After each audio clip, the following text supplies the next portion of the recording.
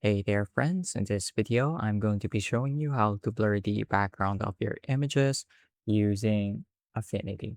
So this is really great if you want to achieve something like a bokeh effect post-processing. That way you get to create the illusion that you've shot with a really shallow depth of field. So what I'm going to do is I'm just going to quickly open up a file here that I would like to blur the background of.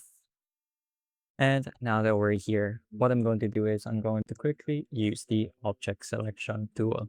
So the object selection tool is pretty great because it can quickly create accurate selections for your subjects, for your foregrounds with minimal effort. So it just takes a second or two the first time you click on it on a new document, and that's because it's analyzing the image.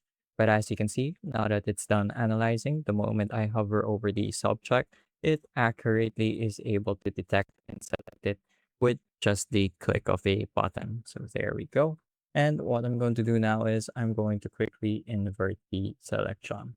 So usually, if you're working in some studios, such as here in Pixel, you'll notice that the invert button isn't here at the top. That's why every now and then I like to use the retouching studio for these kinds of applications because it lets me very quickly use this button to invert the selection. So now that that's done, our foreground is what's being selected, or sorry, our background is what's being selected. I'm going to go ahead and go to Pixel and go to Filters and then Blur.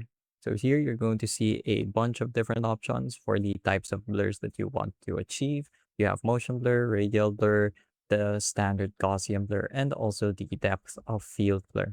So I'm going to go ahead and try using the depth of field blur just to give it a look. So there we go. Can even adjust the size or the radius of the feather. And I'm going to go ahead and click apply. So as you can see, the background has been blurred out even more and my subject is very nicely in focus. You'll notice there's also a really nice gradient with the blur. It gets blurrier the closer you are to the edges, and that's just a side effect of the way I set up the depth of field blur. So I'll show you another application, the Gaussian blur, for example. This is the usual or the standard blur that people are very familiar with. Just go ahead and increase it a little bit and click apply. And just like that, I have added some really nice background blur to this already great photo. So that's pretty much it for this video. I hope I was able to teach you something new and something useful. And as always, thank you for watching.